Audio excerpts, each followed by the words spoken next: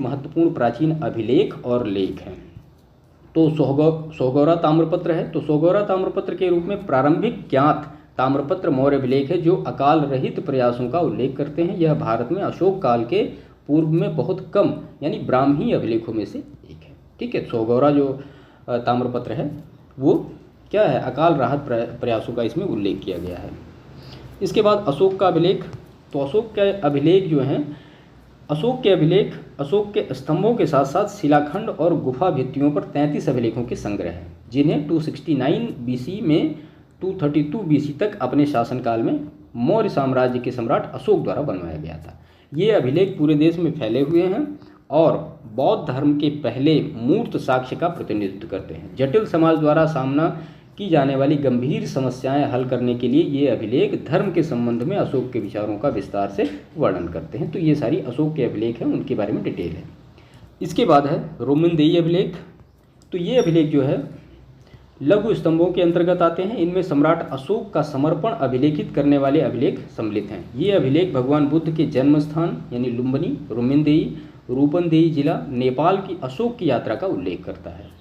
अशोक ने लुम्बिनी को कर का भुगतान करने से मुक्त कर दिया था और अनाज का उसका योगदान 1 वाह यानी 1/8 निश्चित किया था। ये अभिलेख किस लिपि में है? तो ये ब्राह्मी लिपि में है। प्रयाग प्रशस्ति की बात करें तो इलाहाबाद स्तंभ लेख को क्या कहा? प्रयाग प्रशस्ति नाम दिया गया है। प्रशस्ति का क्या अर्थ होता है? तो वो प्रशंसा करना होता है और यह स्थवन है। तो प्रयाग प्रशस्ति मूल रूप से इलाहाबाद के निकट कौशाम्बी में अशोक स्तंभ पर उत्कीर्णित की गई है। इसे इलाहाबाद के किले में ले जाया गया। हालांकि अशोक का स्तंभ है, लेकिन इसमें 4 अलग अलग अभिलेख हैं। अर्थात कौन से 4 अलग अलग अभिलेख हैं, हम देख लेते हैं।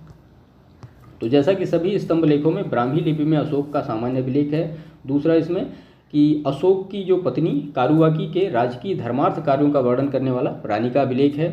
संस्कृत भाषा और ब्राह्मी लिपि में हरिसेन द्वारा लिखित समुद्रगुप्त, इसका टाइम पीरियड 335 से 375 तक। इसमें समुद्रगुप्त की विजय और गुप्त साम्राज्य की सीमाओं का वर्णन किया गया है। और चौथा जो है वो फारसी में जहांगीर का अभिलेख है। तो ये चारों अभिलेख किस में दिए गए हैं? प्रयाग प्रशस्ति में दिए गए हैं। और क्या क्या दिया गया है चारों अभिलेख में, वो सारी चीज़ें आपने यहाँ पे देखी। इसके बाद है मेहरौली का अभिलेख। तो मेहरौली का लौह स्तंभ दिल्ली के कुतुब मीनार के परिसर में स्थित है। यह स्तंभ निर्माण में प्रयुक्त धातुओं की जंग प्रतिरोधी संरचनाओं के लिए उल्लेखनीय है। यह लौह स्तंभ भगवान विष्णु के सम्मान में विष्णु पद के रूप में गुप्त वंश चंद्रगुप्त द्वितीय द्वारा खड़ा करवाया गया था।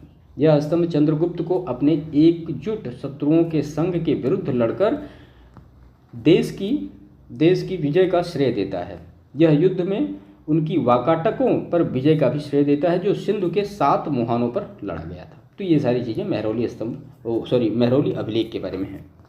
इसके बाद फिर कलसी का अभिलेख है।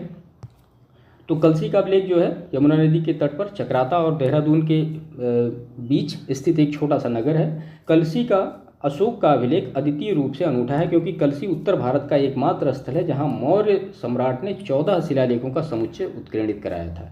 इन अभिलेखों की भाषा कैसी है? तो वो प्राकृत है। और लिपि कैसी है? तो वो ब्राह्मी है। ये शिलालेख 450 बीसी के आसपास उत्कीर्णित कराया गया था।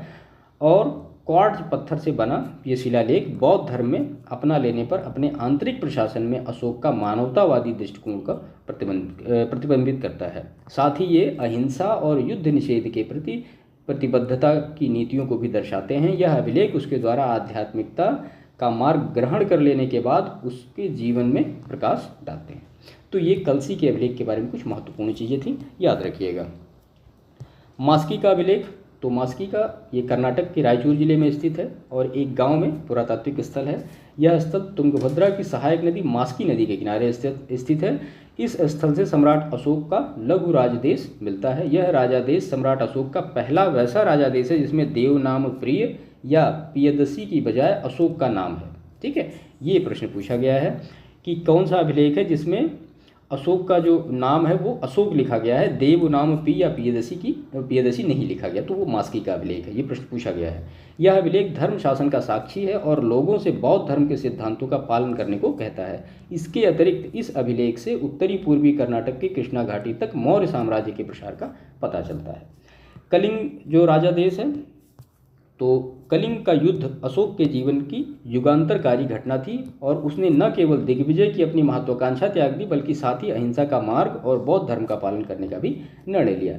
इस शिला राजादेश में समुच्चय में अशोक के प्रसिद्ध 14 राजदेशों को में से 11 सम्मिलित हैं। राजदेश की भाषा क्या है, तो वो मगधी प्राकृत है और लिपि जो है वो आरंभिक ब्राह्मी है। 11वें 12वें और 13वें राजदेश स्थान पर कलिंग राजदेश ने नाम से विदित 2 विशेष राजदेश सम्मिलित कराए जो शांति और सुलह समझौता को वर्णित करते हैं, और इनका उद्देश्य क्या था, तो कलिंग के 9 विजित लोगों का प्रशमन करना था।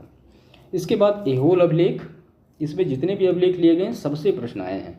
तो ये कर्नाटक स्थित ऐहोल चालुक्यों की पहली राजधानी थी ऐहोल, और ऐहोल के कई अभिलेख मिले हैं, लेकिन मेगुत्ती मंदिर से मिला अभिलेख जो लोकप्रिय रूप से ऐहोल अभिलेख के रूप में जाना जाता है, चालुक्यों की कई ऐतिहासिक घटनाओं का साक्षी है। अभिलेख संस्कृत और कन्नड़ लिपि में लिखा गया है। इस अभिलेख में पुलकेशन द्वितीय द्वारा हर्षवर्धन के पराजय और पल्लवों पर चालुक्यों की विजय का उल्लेख है। साथ ही यह अभिलेख ऐहोल से बादामी राजधानी स्थानांतरण का भी उल्लेख करता है। 610 ईस्वी से लेकर 642 ईस्वी तक शासन करने वाले पुलकेशन द्वितीय के दरबारी कवि कौन थे, तो वो रवि कीर्ति थे। ये प्रश्न पूछा गया है, इसे लिखा गया था। कौन सा अभिलेख, ऐहोल अभिलेख, याद रखिएगा। उसके बाद फिर हाथी गुम्फा अभिलेख, कई बार इससे प्रश्न पूछा गया, आप समझ रहे होंगे। तो हाथी गुम्फा अभिलेख जिसे उड़ीसा की उदयगिरी खंडगिरी गुफाओं के हाथी गुफा अभिलेख के रूप में भी जाना जाता है, 2री सदी ईस्वी पूर्व में राजा खारवेल द्वारा उत्कीर्णित करवाया गया था। हाथी गुम्फा अभिलेख में प्राकृत भाषा और ब्राह्मी लिपि में 70 पंक्तियां हैं। उदयगिरी की गुफाओं में मिला हाथी गुम्फा का अभिलेख कलिंग शासक खारवेल के संबंध में मुख्य जानकारी का स्रोत है। हाथी गुम्फा अभिलेख एक राजा, एक विजेता, संस्कृति और जैन धर्म के एक संरक्षक के रूप में खारवाल के इतिहास की बात है। देखिए, खारवेल जो था ये जैन धर्म का संरक्षक था, और ये इससे रिलेटेड हाथी गुम्फा अभिलेख से ही सारी जानकारी मिली, किससे, राजा खारवेल के बारे में। तो ये बहुत महत्वपूर्ण है। अब अगर इसमें अभिलेखों की बात कर लें तो हाथी गुम्फा अभिलेख से कई बार प्रश्न, ऐहोल से कई बार प्रश्न पूछे गए हैं, कलिंग से प्रश्न पूछे गए, मास्की से प्रश्न लगभग हर परीक्षा में पूछा जाता है, कलसी से प्रश्न पूछा गया है। उसके बाद मेहरौली स्तंभ है, प्रयाग प्रशस्ति से तो अक्सर आता है, ये समुद्रगुप्त से भी रिलेटेड है, आप देख ही रहे हैं। रोमिंदेई से लिखा गया है, कई बार प्रश्न आए हैं। तो ये जो महत्वपूर्ण अभिलेख हैं इनके बारे में आप अच्छी तरीके से समझिए। एक मतलब निश्चित तौर पर प्रश्न इससे इधर उधर घुमा फिरा के पूछे जाते हैं।